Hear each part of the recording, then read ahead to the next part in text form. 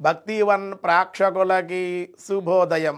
10/1/2025 స్వస్తి శ్రీ చాంద్రమానం క్రోధినామ సంవత్సరం దక్షిణాయనం హేమంత ఋతు పుష్యమాసం శుక్లపక్ష ఏకాదశి ముక్కోటి ఏకాదశి శుక్రవారం.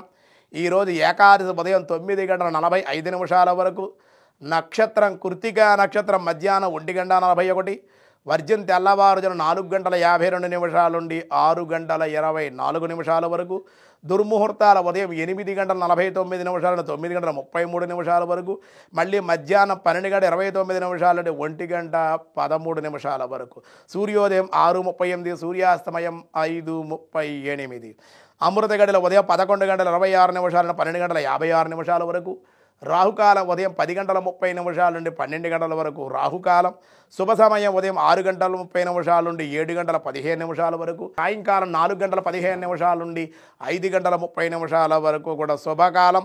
శుభయోగం ఈరోజు మధ్యాహ్నం 2:58, భద్రకరణం ఉదయం 9:45, భవ రాత్రి 8:46. ఈరోజు ముక్కోటి ఏకాదశి, దీన్నే వైకుంఠ ఏకాదశి అన్నారు.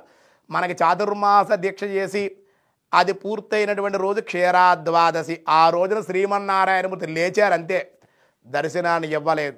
చూసారా, నెల అయింది, కరెక్ట్గా ఒక మాసం అయింది. అంటే దేవతల కాలమానంలో ఒక రోజుతో నిన్న లేచాడు, ఈవేళ భగవంతుడు దర్శనాన్ని ఇచ్చి, అంటే క్షీరాద్వాదశి రోజున లేచాడు, ముక్కోటి ఏకాదశి రోజు దేవతలకు దర్శనాన్ని ఇస్తారు. కాబట్లే 3,33,00,000 దేవతలు కూడా స్వామి ఈ యొక్క యోగ నిద్రలో ఉన్నారు. కాబట్టి చాతుర్మాసం 4 రోజులు కూడా క్షీరాద్వాదశి రోజు లేచిన స్వామి ఈవేళ దర్శనాన్ని ఇస్తున్నారు. కాబట్టి దేవతలందరూ కూడా స్వామిని దర్శిస్తారు ఆ వైకుంఠంలో ఉత్తర ద్వారంగా. అలాగే మరి ఏం చెయ్యాలి మానవులంటే కనుక, మన దేవాలయాల్లో ఉత్తర ద్వార దర్శనాన్ని ఏర్పాటు చేసి ఆ స్వామిని ఆ విధంగా దర్శిస్తే వైకుంఠంలో స్వామిని దర్శించినటువంటి ఫలితం కలుగుతుంది అని చెప్పారు. అందుకే స్వామి విశేషంగా శాంతాకారం భుజగశయనం పద్మనాభం సురేషం, ప్రశాంతమైన శాంతమైన ఆకారం కలిగి భుజాలు యందు శయనించి విశ్వాధారం, విశ్వ ఆకారం ఆధారం కలిగినటువంటి వాడు, భుజగశయనం భుజాల మీద చక్కగా శయనించేటువంటి వాడు, భుజగశయనం మేఘవర్ణం శుభాంగం నీలమేఘశ్యాముడు, లక్ష్మీకాంతం కమలనయనం కమనములు వంటి కన్నులు కలిగినటువంటి వాడు, అటువంటి కన్నులు కలిగిన లక్ష్మీదేవి భార్య కలిగినటువంటి వాడు, యోగి హృదయానగమ్యం అటువంటి యోగుల హృదయాల్లో నిత్యము ఉండేటువంటి వాడు, అటువంటి స్వామిని ముక్కోటి వైకుంఠ వందే విష్ణుం భవభయహరం సర్వలోకైకనాథం, మా భవబంధాలు తొలగించవయ్యా, భయాలు తొలగించవయ్యా స్వామి, అనుగ్రహించు అని స్వామిని విశేషంగా ఆరాధించాలి. నారాయణ్ణి ఈవేళ ఎంత కీర్తిస్తే, ఎంత ఆరాధిస్తే, ఉత్తర ద్వారం ఉంటుంది గుళ్ళో, ఉత్తర ద్వారానికి పూజ చేసి పల్లకీలో స్వామివారిని తీసుకొచ్చి ఆ ఉత్తర ద్వారం గుండా స్వామిని తీసుకెళ్ళి వెంటనే గరుడ వాహనం కానీ ఏదైనా ఒక ఏర్పాటు చేసి ఉత్తర ద్వారంగా స్వామిని దర్శనం చేస్తే వైకుంఠంలో స్వామిని దర్శనం చేసినటువంటి వాళ్ళు అవుతారు. ఇంకా చెప్పాడు, నా భక్తులు కనుక ఎవరైతే నన్ను దర్శించలేరో అటువంటి వాళ్ళు గరుడ వాహన సేవ జరుగుతుంది సాయంకాలం అండి. అందుకే గరుత్మంతుడు స్వామి, ఇదిగో ఈవేళ ముక్కోటి వైకుంఠ ఏకాదశి, భక్తులు నిన్ను దర్శించలేరేమో, ఇదిగో నా భుజస్కంధాలని అధిరోహించండి అనేది తన భుజాలు చేతులు చాచాడు. లక్ష్మీదేవి స్వామివారు కూడా ఆ భుజాల మీద కూర్చుని ఉంటే చక్కగా 4 మాడవీధుల్లోనూ కూడా స్వామివారి గరుడ సేవ జరుగుతుంది.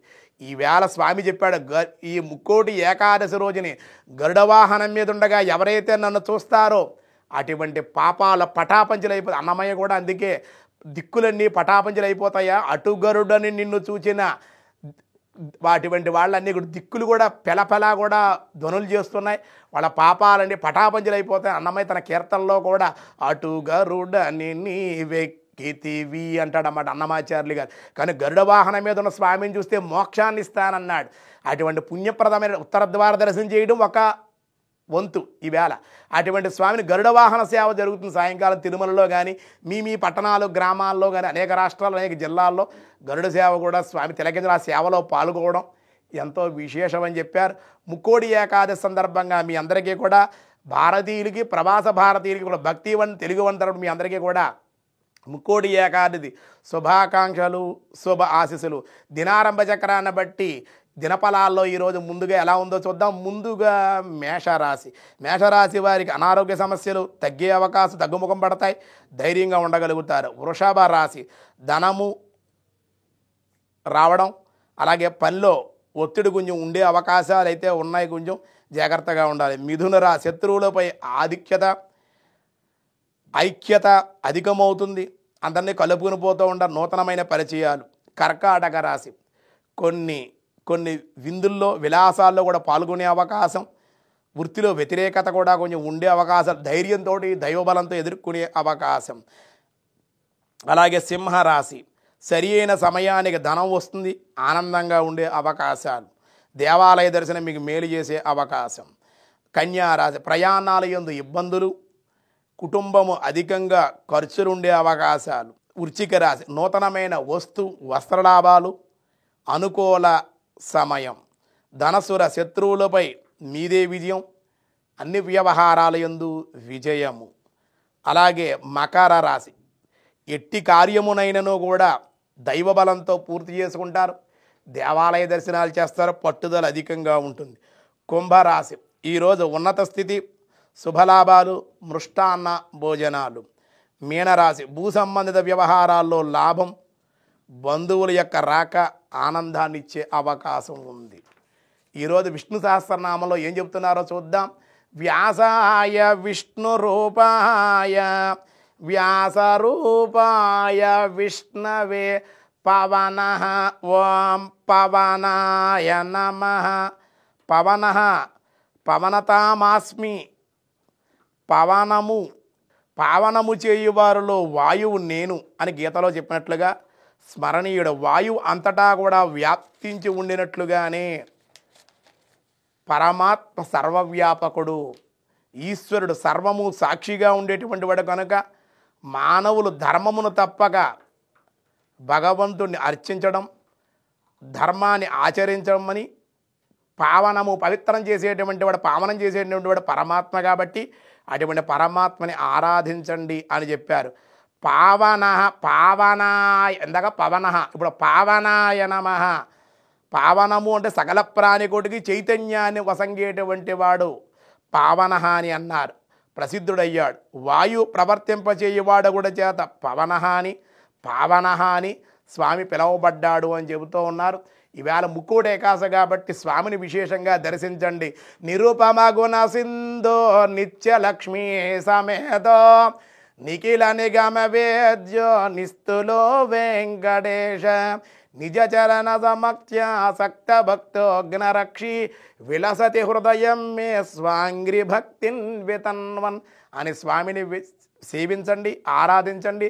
సేవ ద్వారానే గరుడు భగవంతుడు దగ్గరయ్యాడు. ఆ విషయాన్ని గుర్తుపెట్టుకుని పరమాత్మని ఈరోజు స్మరించడం, ఆరాధించడం, ముక్కోడి ఏకాదశి ఉపవాసం ఉండడం, భగవంతుని దర్శించడం, అర్చించడం, ఈ విధంగా కాలక్షేపం చేస్తే వాడు వైకుంఠ యోగం కలుగుతుంది అని మనకు చెప్పడం జరిగిందన్నమాట.